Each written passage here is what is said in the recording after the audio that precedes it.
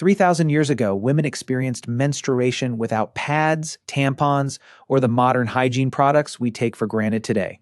Yet ancient societies still had ways of managing menstrual blood, and the archaeological and historical evidence reveals a surprisingly complex picture. In this documentary, we'll uncover what women may have used, what historians can actually prove, and what these ancient practices reveal about everyday life in the past. Wait, don't scroll past this. I know the title sounds like something your health teacher nervously rushed through in 7th grade, but this is not that. This is one of the most overlooked rabbit holes in all of human history. We're talking about something half the human population has dealt with literally since the beginning of time, hundreds of thousands of years, and historians have basically given it 0 pages. Like, we have entire documentaries about how Romans built their roads, but how did a Roman woman manage her period while also running a household? Nothing. Crickets. That ends today. We're going to Egypt, Greece, Rome, China, the Aztecs, and trust me, some of what ancient men believed about this topic will genuinely make your jaw drop. Let's get into it. First things first, menstruation is not a modern discovery, obviously, but you'd be surprised how many ancient cultures treated it like some kind of supernatural event rather than basic biology. And that confusion, that mix of fear, reverence, and absolute nonsense shaped women's lives across civilizations for thousands of years. Here's the thing. It wasn't really about the materials women used because cloth existed everywhere. Wool existed everywhere. Sponges existed. Women figured out practical solutions pretty quickly. The real story is the cultural story because, depending on how your civilization answered one question, is this sacred or is this dangerous, your whole life as a woman looked completely different. Let's start with Egypt, and honestly, Egypt is the hero here. Ancient Egyptians are one of the first civilizations with actual written medical records. And some of those records going all the way back to 1550 BCE include gynecological documentation. They weren't ignoring this, they were studying it. Egyptian women most likely used softened papyrus or rolls of soft linen as early pads. Linen was absorbent, reusable, washable, very practical, very Egyptian. This is the same civilization that invented calendars, architecture, and dental fillings.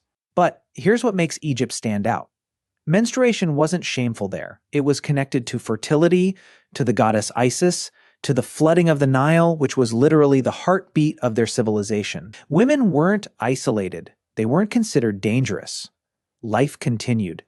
Now, compare that to what ancient Greece was cooking up, and you'll understand why Egypt deserves its flowers. Okay, ancient Greece, democracy, philosophy, mathematics, also some of the most confidently wrong ideas about the human body ever written down. Let's talk about Aristotle, legend, celebrated genius, and also the guy who wrote that menstrual blood was basically failed semen. His actual theory was that women's bodies tried to produce semen just like men did, but because women were naturally colder and weaker, the process failed. And that failure, that was menstruation. This was not a fringe idea. This was mainstream scientific consensus for centuries. Now, setting aside what Greek men were writing in their philosophy scrolls, what were women actually doing? Greek women most likely used soft wool fashioned into pads or small internal plugs. Historians have found medical texts referencing exactly this. There's also evidence of cloth belts and loincloths used to hold absorbent material in place. What's wild is the contradiction. On one hand, Hippocrates himself wrote about menstruation as a completely normal bodily function. Missed periods were treated as a medical problem. On the other hand, Aristotle confidently explaining that women are just broken men. Very Greek energy, brilliant and unhinged at the same time. Then there's Rome. Rome gave us aqueducts, concrete, legal systems, and also Pliny the Elder. Pliny wrote a 37-volume encyclopedia, and his section on menstruation is truly something. According to Pliny, if a woman on her period walked through a field, she could kill the crops. Touch a sword, blunt it. Touch wine, vinegar. Get near bees, dead bees. He also claimed she could rust iron, blacken bronze, and my personal favorite, repel whirlwinds. Ancient Rome basically believed menstruating women were walking environmental disasters. Obviously, regular Roman women did not believe they were personally responsible for agricultural catastrophes. They went to markets, attended temples, raised kids. Life continued. Roman women most likely used soft cloth, wool, or sea sponges, The Mediterranean had easy access to natural sponges, absorbent, soft, reusable after washing, practical. One more thing about Rome that's worth noting: wealth mattered a lot here. Wealthy Roman women had access to fine linen and household help for washing materials. Poor women used whatever rough cloth was available. That gap between wealthy women and ordinary women, it runs through every single civilization we're talking about today. Before we keep moving, we need to talk about taboo, because this is the thread that connects almost every culture on Earth. In ancient Jewish law, a menstruating woman was considered ritually impure. She couldn't be touched. Objects she touched became impure. Ritual purification through a mikveh bath was required before she could resume normal life. Ancient Hindu texts warned that a man who was intimate with a menstruating woman would lose his wisdom, energy, strength, sight, and longevity. Solid deterrent. Ancient Zoroastrian texts went even further. Menstruating women had to be isolated, given limited food, and denied contact with fire, water, and the earth itself. And across indigenous cultures in the Americas, Africa, and Asia, many women temporarily lived in dedicated spaces during their cycles, moon lodges. In some traditions, this was about danger or impurity, but in others, it was about the woman's heightened spiritual power during this time. She wasn't being punished. She was being set apart. The framing changed everything. Traditional Chinese medicine had a genuinely remarkable relationship with the female body. Unlike Greek or Roman medicine, which kept framing women as inferior, broken men, Chinese medicine treated the female body as a complete system, different from male but not lesser. Menstruation was actually a diagnostic tool. The timing, color, and consistency of flow were all used by physicians to assess overall health. We're talking detailed medical texts from the Han Dynasty, 200 BCE, discussing menstrual irregularity and its causes. Practically, Chinese women used soft cloth pads made from silk or cotton, held in place by woven belts. By the Tang Dynasty, around 600 to 900 CE, there's evidence of undergarments with integrated fabric pouches for absorbent material. That's functionally an ancestor of the modern reusable pad. In 600 CE, here's where history gets frustratingly thin, because the Aztecs, the Maya, the Inca, and hundreds of indigenous nations across the Americas had rich, complex medical traditions. But colonization destroyed so much of the written and oral record that what we know is fragmentary. What we do know is that Aztec women appear to have used maguey fibers, the same plant that gives us agave, as absorbent material. Maguey was used for everything in Mesoamerican culture: food, fiber, medicine, alcohol. Using it for menstrual management fits completely. And in many North American indigenous traditions, the moon lodge wasn't punishment. Women in many cultures were considered to be at their most spiritually powerful during this time. They'd return from the lodge having completed another cycle with renewed status in the community. Here's a fact that genuinely surprises most people. The modern disposable menstrual pad wasn't invented until 1888, a product called Lister's Towels by Johnson & Johnson, and it flopped because Victorian women were too embarrassed to buy it from a male pharmacist at the counter. It wasn't until 1921 when Kotex reframed the whole thing as a hygiene product rather than a personal embarrassment that mass adoption finally happened. The modern pad is barely 100 years old. That's a blink in human history. So, what's the actual lesson here? Women were never passive victims of their biology. Across every civilization, across thousands of years, women developed real, practical solutions to a universal physical reality. They used what was available. They refined techniques. They passed knowledge down through generations. The material solutions were often the same everywhere: cloth, wool, plant fiber, sponges. The cultural consequences were radically different depending on how each society chose to frame it. And most of that practical, generational, real-world knowledge, it lived in communities of women. It was almost never written down by the people who actually had it. Meanwhile, Pliny was over there writing confidently about whirlwinds. We have museums dedicated to ancient weapons. We reconstruct battle formations in painstaking detail. But the daily, lived experience of half the population, universal, constant across every civilization that ever existed, barely shows up in mainstream history. What makes this even more revealing is that the greatest experts on menstruation in the ancient world were almost never the famous men whose names filled history books. Aristotle, Pliny, Galen, and countless philosophers, left behind enormous libraries explaining what they believed women's bodies were doing. But the women who actually lived through menstruation every month left behind almost no written manuals of their own. Their knowledge traveled differently. It moved from mother to daughter, grandmother to granddaughter, older sisters to younger girls, through conversation, demonstration, and everyday experience, rather than through scrolls preserved in royal libraries. This is one of the biggest challenges archaeologists face today. Menstrual products were usually made from materials that disappear. Linen decays, wool rots, plant fibers break down in soil, sea sponges leave almost no trace. The objects that shaped millions of women's lives were biologically fragile, while bronze swords, stone temples, and marble statues survived for thousands of years. Archaeology is therefore biased toward what lasts, not necessarily toward what mattered most in everyday life. Think about how strange that is. We can reconstruct the exact dimensions of a Roman catapult. We know how Egyptian masons cut granite blocks weighing dozens of tons. We can analyze Viking ship rivets under microscopes. Yet something experienced by half of humanity every month often survives only as scattered medical references, textile fragments, and indirect clues. Sometimes history doesn't erase women intentionally. Sometimes it simply preserves stone better than cloth. Excavations of ancient households reveal something equally important. Textile production was already one of the largest industries in the ancient world. Women spent enormous portions of their lives spinning thread, weaving linen, producing wool fabrics, repairing garments, and recycling old cloth into new household objects. Nothing was wasted.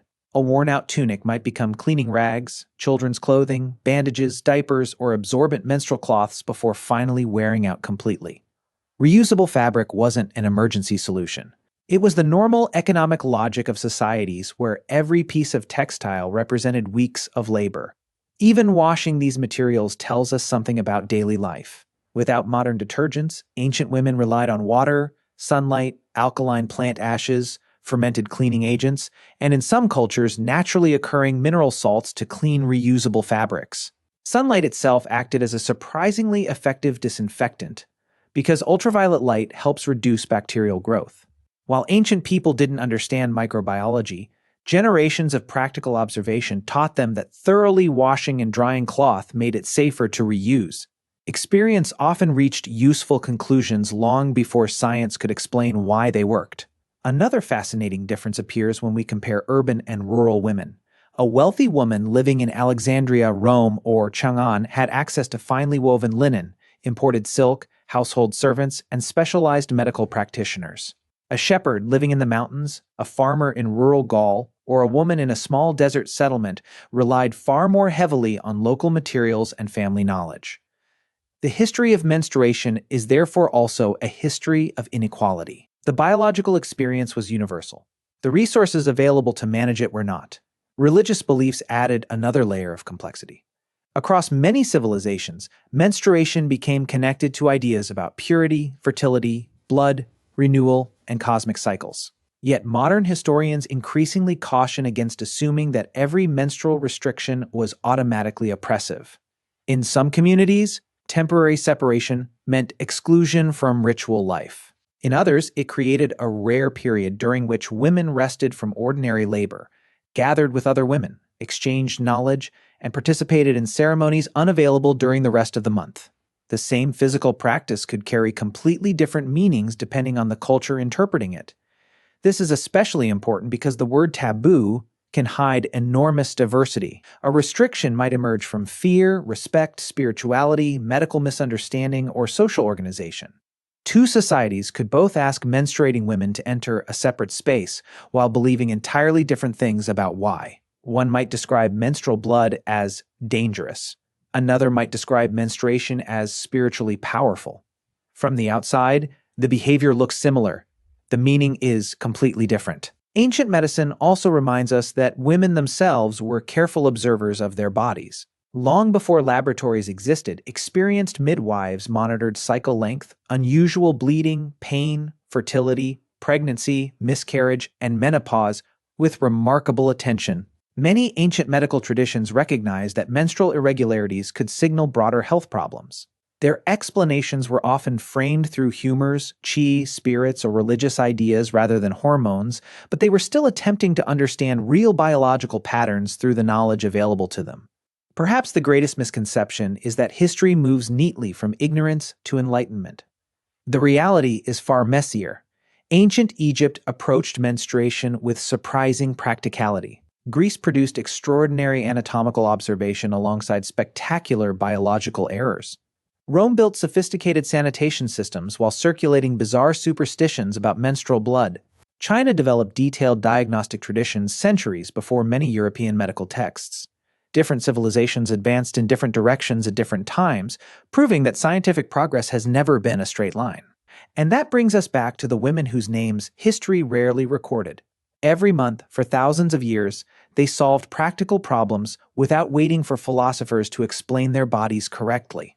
They stitched cloth, washed linen, softened fibers, shared advice, cared for daughters experiencing their first cycle, supported sisters after childbirth, and passed intimate knowledge through generations with almost no expectation that anyone would one day write it into history. Ironically, the most accurate history of menstruation was probably never written. It was spoken. It lived beside rivers where cloth was washed, inside kitchens where older women taught younger girls, in family courtyards, village gatherings, bathhouses, and quiet conversations that disappeared the moment they ended.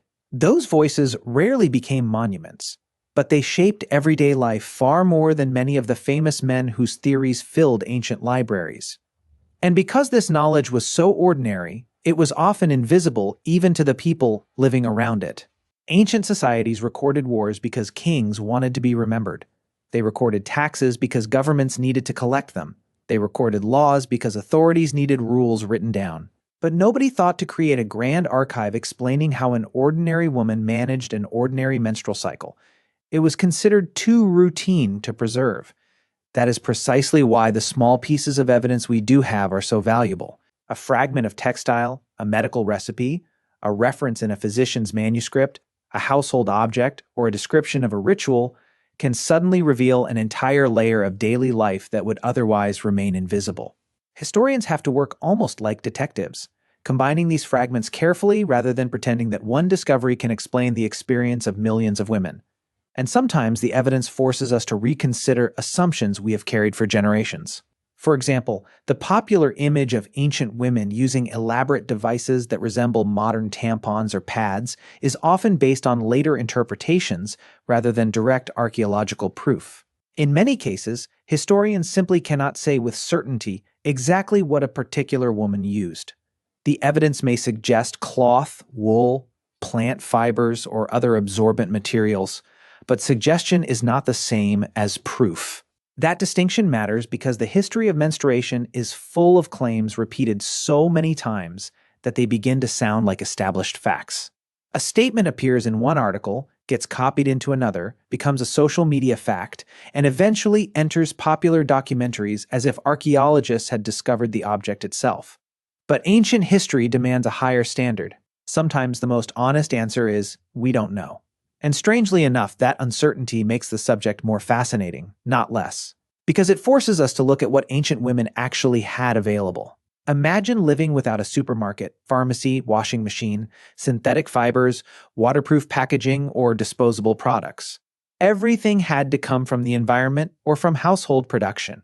If you needed absorbent material, you looked around and asked what your community could produce cheaply, safely, and repeatedly. That might mean woven fabric in one region, wool in another, plant fibers somewhere else, or materials derived from local agriculture. Geography mattered, climate mattered, wealth mattered, technology mattered. A woman living near a major textile center had different options from someone living in a remote agricultural village.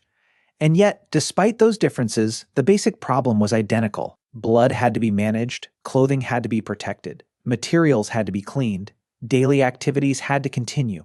Children still needed care, food still had to be prepared, water still had to be collected, fields still needed attention, markets still opened, religious ceremonies still took place. Life did not pause simply because someone was menstruating. That may be the most important reality to remember. Ancient women were not spending their lives waiting for menstruation to end, They were living through it while doing everything else that made human civilization possible. They cooked, they traded, they traveled, they worked, they cared for children, they made textiles, they participated in religious life, they negotiated family relationships, they gave birth, they raised the next generation. And throughout all of it, they had to manage a biological process that modern society has often treated as something embarrassing or inconvenient, rather than as a fundamental part of human reproduction. The technology changed enormously over time, but the underlying challenge remained remarkably consistent. And perhaps that is why the modern menstrual product feels less like a revolutionary invention when you look at the full timeline of human history. The truly revolutionary part was not the idea of absorbing menstrual blood. Humans had been solving that problem for an unimaginably long time. The revolution was making the solution disposable, standardized, mass-produced, commercially available, and socially normalized. That transformation required factories, modern textile technology, advertising, packaging, retail networks, and eventually a cultural shift in which menstruation could be discussed openly enough for companies to sell products specifically designed for it. Even then, progress was slow. For much of modern history, women were still expected to manage menstruation quietly. Products could be purchased, but the subject remained surrounded by embarrassment. Advertising developed its own strange language, avoiding direct references to blood and replacing it with euphemisms about freshness, femininity, confidence, and cleanliness. In other words, the technology became modern long before the conversation did. And that brings us back to the ancient world. When we look at the fragments left behind, we aren't simply studying old versions of period products, we're studying the relationship between biology and culture. We're seeing how societies take the same human experience and give it completely different meanings. One culture sees blood and thinks danger, another sees fertility, another sees ritual transformation, another sees illness, another sees spiritual power, and another simply sees an ordinary bodily function that needs a practical solution. The blood is the same. The meaning is created by society. And once you understand that, the history of menstruation becomes much bigger than a story about what women used 3,000 years ago. It becomes a story about who was allowed to define women's bodies, whose knowledge was considered legitimate, and why some forms of everyday knowledge survived while others disappeared. And when we follow that thread through history, one thing becomes increasingly clear. The absence of evidence is not evidence that women had no solutions. It often means the solutions were so ordinary, so familiar, and so deeply embedded in household life that nobody thought they needed to be recorded. Imagine a grandmother teaching a young girl what to expect during her first period. There may have been no textbook, no medical chart, and no written instruction manual. There was simply a conversation. This is how the material should be folded. This is where it should be placed. This is how it should be washed. This is what is normal, and this is when you should ask for help. That knowledge could be transmitted in minutes, but its value could last for generations.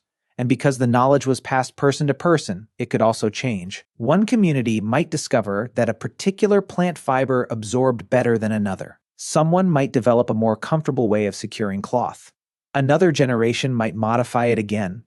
Over centuries, tiny practical improvements could accumulate without ever being recorded as inventions. There was no inventor standing beside a prototype saying, "I have just changed menstrual hygiene forever." There was simply someone solving a problem. This is how much of human technology actually developed, not through dramatic moments, but through thousands of tiny improvements made by ordinary people who needed something to work better. A sharper tool, a stronger basket, a warmer garment, a more absorbent piece of fabric, a safer way to store food, a more efficient way to carry water. Menstrual technology belongs inside that larger history of everyday invention. And women were not merely consumers of these technologies. They were often the people making, modifying, washing, repairing, and teaching them. The household itself was a technological environment, and much of that technology was maintained through women's labor. This is another reason the subject has been underestimated. Traditional histories often divide civilization into categories such as warfare, politics, architecture, science, and economics. Household maintenance gets pushed into the background, but civilization cannot function without it. A city can build an enormous temple, but someone still has to wash clothing. An empire can conquer territory, but women still have to care for infants. A philosopher can write theories about the universe, but someone's household still has to prepare food. And a physician can write a medical treatise about menstruation, but the woman experiencing it still has to manage the practical reality herself. The everyday world doesn't stop because history's famous people are doing important things. In fact, the everyday world is what makes those famous achievements possible. And perhaps this is why studying ancient menstruation changes the way we look at history itself. It forces us to move away from kings and battles and toward ordinary human experiences. It asks us to reconstruct a world from the perspective of someone whose name we will probably never know. What did she wear? What did she wash? Where did she sleep? Who taught her about menstruation? What did her community believe about her body? Could she continue working? Was she expected to separate herself? Did she have access to clean water? Could she afford fine cloth? Did she have someone to help her? These questions may sound simple, but together they reveal an enormous amount about a society. Access to clean water tells us about infrastructure. Access to textiles tells us about economic status. Menstrual restrictions tell us about religious beliefs. Medical advice tells us about scientific understanding. Household labor tells us about gender roles. And the survival or disappearance of menstrual knowledge tells us about whose experiences historians considered worth preserving. So when you look at a piece of ancient linen in a museum, it is tempting to imagine it only as clothing. But that same piece of fabric may have had many lives before it reached its final resting place. It could have been a garment, then a child's cloth, then a household rag, and eventually something used for personal hygiene. Ancient people lived in a world where objects rarely had just one life. They were repaired, reused, repurposed, passed between generations. And that makes the modern idea of a product designed to be used once and immediately thrown away historically unusual. For thousands of years, people operated within an economy of reuse because materials were valuable. The modern disposable product depends on something ancient women could never have imagined: enormous industrial production, capable of making millions of identical items cheaply enough that throwing them away becomes normal.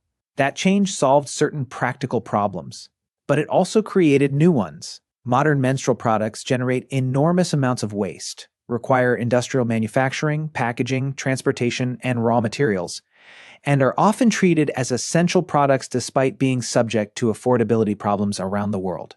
So even the story of the modern period product isn't simply a story of technological progress. It's a story of trade-offs.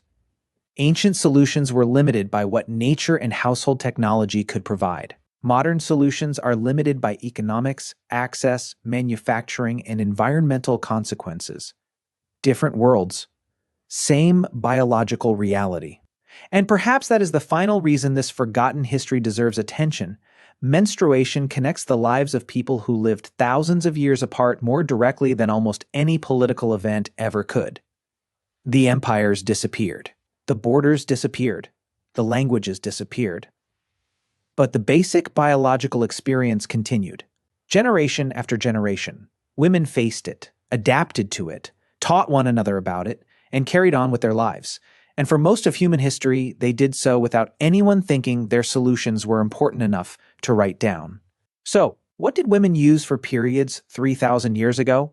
The honest answer is that there was no single ancient period product. Women used whatever their environment, culture, technology, and economic circumstances made available: cloth, wool, plant fibers, sponges, and other absorbent materials. In many cases, we cannot know exactly what an individual woman used, because the materials that once served this purpose rarely survived. But that uncertainty is part of the story. For thousands of years, women managed menstruation while raising children, preparing food, working, traveling, trading, creating textiles, and maintaining their communities. They developed practical knowledge, passed it between generations, and adapted solutions to the materials around them. The most important lesson is that women were never simply waiting for modern technology to solve menstruation. They had been solving the problem themselves for thousands of years. What changed was not the biological reality. What changed was the technology, the economics, and the way society talked about it. And perhaps the greatest historical mystery isn't what ancient women used. It's why the everyday experiences of half of humanity were considered so ordinary that almost nobody thought to preserve their stories. Ancient temples survived, ancient weapons survived, ancient monuments survived. But the everyday knowledge women relied on every month was often made from cloth, fiber, and conversation, and those things disappeared. So when we study the small fragments that remain, we're not just learning about ancient menstrual hygiene, we're recovering a forgotten piece of everyday human history. Because sometimes the stories that tell us the most about civilization aren't found in palaces or battlefields. They're found in the ordinary lives of the people history almost forgot.